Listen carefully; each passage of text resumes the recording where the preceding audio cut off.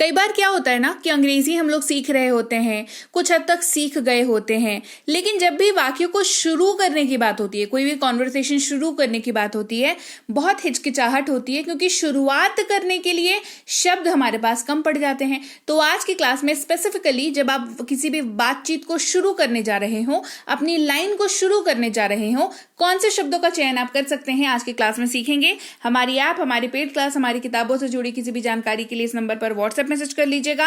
आप देख रहे हैं संरीति इंग्लिश अकेडमी, मैं हूं प्रीति मैम। बेल नोटिफिकेशन को भी ऑन कर लीजिएगा। क्लास को शुरू। आज की क्लास में ना हम लोग शब्दों को पढ़ेंगे, ठीक है, लेकिन ये जानना जरूरी है कि ये शब्द आपके किस काम आएंगे, कैसे काम आएंगे, क्योंकि क्लास कोई से भी करो, आपको अपना फोकस, अपना पर्पस तो पता होना ही चाहिए। मानते हो कि नहीं? चलिए क्लास को शुरू करते हैं। आप देख रहे हैं संरीति इंग्लिश अकेडमी, मैं हूं प्रीति मैम। स्वागत है आपका आज के क्लास में और सीधे क्लास को हम लोग शुरू कर रहे हैं। ये शब्द ऐसे हैं जिनको आपको याद रखना पड़ेगा जब भी आप बातचीत कर रहे हैं, शुरुआत आपको करनी है। बेशक इस्तेमाल करते हैं ऑफ कोर्स, ये हामी भरने के लिए, किसी चीज से सहमति जताने के लिए आप यूज करेंगे। जैसे कि सच एज, इसका इस्तेमाल आप हमेशा एग्जाम्पल देने के लिए करेंगे। जैसे कि मैं वहां गया था, जैसे कि मैंने ये खरीदा, है ना, एग्जाम्पल्स देने के लिए। की वजह से इस्तेमाल करते हैं बिकॉज ऑफ, ये इस्तेमाल होता है आपको जब आप कोई चीज है उसका रीजन देना चाहते हो आप, कि क्योंकि तुम यहां पर हो, क्योंकि तुम्हारी वजह से ऐसा हुआ, है ना, बिकॉज ऑफ यू। इस तरीके से जब आप कोई रीजन किसी को कोई कुछ जिम्मेदार ठहराना चाहते हो या कोई रीजन देना चाहते हो। ज्यादातर मोस्ट ऑफ, जब तक, एज लॉन्ग एज, के बावजूद, डिस्पाइट या डिस्पाइट ऑफ, दोनों ही यूज होता है डिपेंडिंग ऑन कि वाक्य का लेंथ क्या है। असल में इनफैक्ट ये काफी यूज होता है कि असल में मैं यहां पर काम के लिए हूं, in fact I am here for work, है ना, इस तरीके से इसका यूज होता है। तो वाक्य की शुरुआत आपने जब भी करनी है, आपको यही सारे शब्दों का चयन करना है।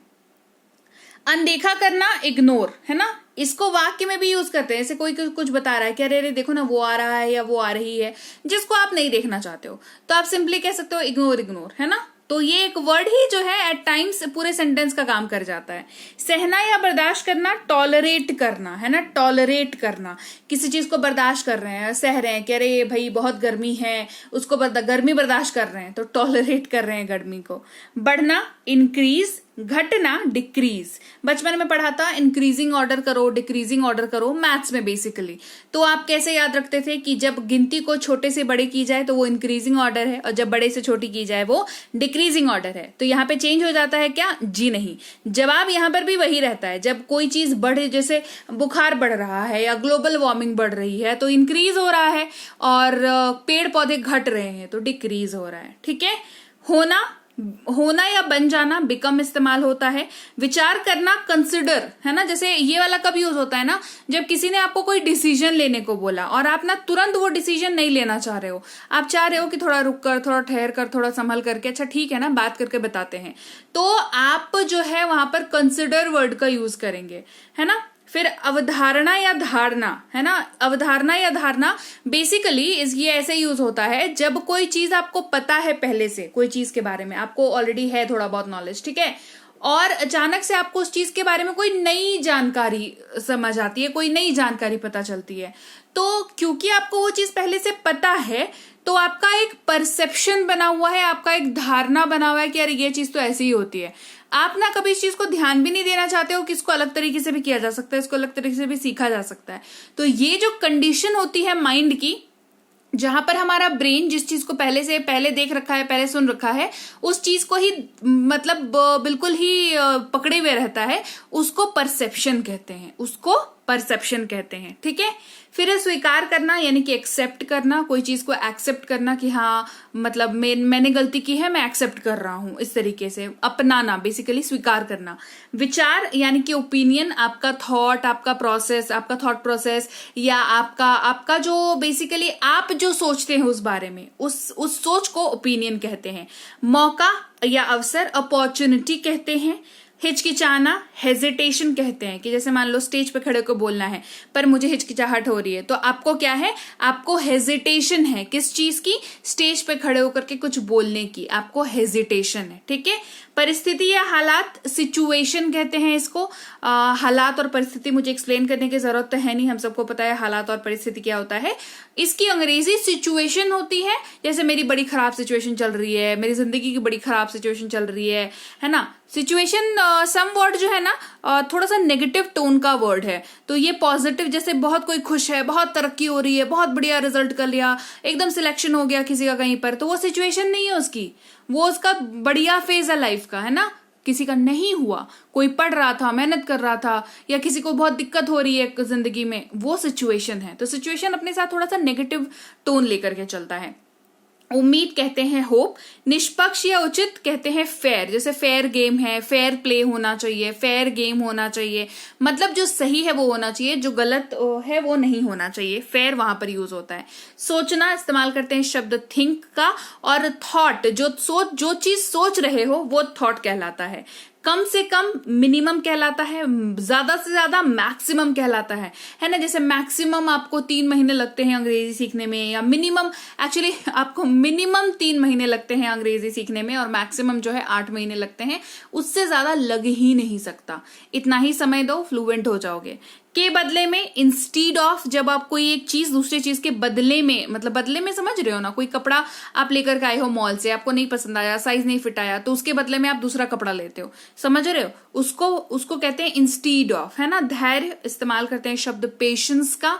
लाचार या विवश, बाउंड, ये कहां पर यूज होता है, ऐसी कोई कंडीशन या ऐसी कोई चीज के बारे में बात कर रहे हो जो करने के लिए आप मजबूर हो, तो बाउंड वर्ड का यूज करते हैं। ठीक है। जैसे मान लो आपको 10th का एग्जाम देना था, 12th का एग्जाम देना था, तो बाउंड थे ना, ऑप्शन थोड़ी था कि नहीं भी दोगे तो पास हो जाओगे, ऐसा ऑप्शन थोड़ी था, बाउंड थे आप देने को, है ना। तो इसी यहाँ पे बाउंड वर्ड का यूज करते हैं। फिर छोड़ना, लीव, या छुट्टी के लिए भी लीव का यूज करते हैं। जैसे मैं लीव पर हूं, तो काम छोड़ रखा है ना, तो लीव पर हो, काम से ऑफ हो, लीव पर हो, है ना। छोड़ना या छुट्टी, लीव का इस्तेमाल करते हैं। का है या का होना, किसी का है या किसी का होना, बिलोंग टू वर्ड का यूज करते हैं। जैसे ये घर ना उनका है, ये ड्रेस ना उनकी है, तो belong, this house, this flat belongs to that person. इस तरीके से कोई चीज किसी की है तो बिलोंग टू वर्ड का यूज करके बोलते हैं।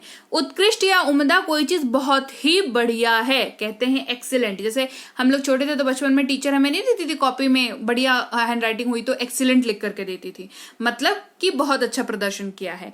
हटना या गति करना, मूव वर्ड का यूज करते हैं। फॉरगिव यानी कि माफ। काफी यानी कि इनफ। ज्यादा कम, ज्यादा के लिए मोर का यूज होता है, कम के लिए लेस का यूज होता है। आगे बढ़ते हैं।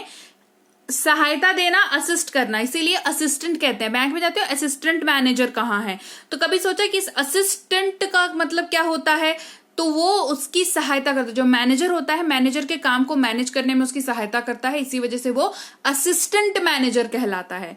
उठाना, कैरी। पूछना, आस्क। धोखा देना, डिसीव। बन जाना या होना, बिकम। रोना चिल्लाना, क्राई। कमाना, शब्द यूज होता है अर्न। चलना या हिलना, मूव। अक्सर या प्राय, ऑफन। छांटना या चयन करना, पिक। पहुंचना, रीच। बैठना, सिट। जगह, सीट। बचाना या रक्षा करना, प्रोटेक्ट वर्ड का यूज करते हैं हम लोग। फिर है अवगत करना या परिचित, अवेयर, है ना। कोई चीज के बारे में किसी को बताना, अवगत कराना या परिचित कराना, बेसिकली अवेयर वर्ड का यूज करते हैं हम लोग। फिर है जरूरत। जरूरत वर्ड जो है उसके लिए अंग्रेजी में यूज होता है नीड। क्या यूज करते हैं, यूज होता है वर्ड नीड का। फिर है पहुंचना। फिर है हाल ही में, ठीक है। जरूरत हो गया नीड, हाल ही में, रिसेंटली, जो चीज हाल में हुई हो, रिसेंटली। पहुंचना इस्तेमाल करते हैं शब्द रीच का। नजरअंदाज करना, अवॉइड करना, है ना, अवॉइड करना, नजरअंदाज करना, इग्नोर करना, छोड़ के चलना, अवॉइड वर्ड का यूज करेंगे। ढूंढना या खोज करना, फाइंड। प्राप्त करना, कोई चीज मिल जाना, गेट। सुनना, हियर। सूचित करना, इन्फॉर्म। रखना।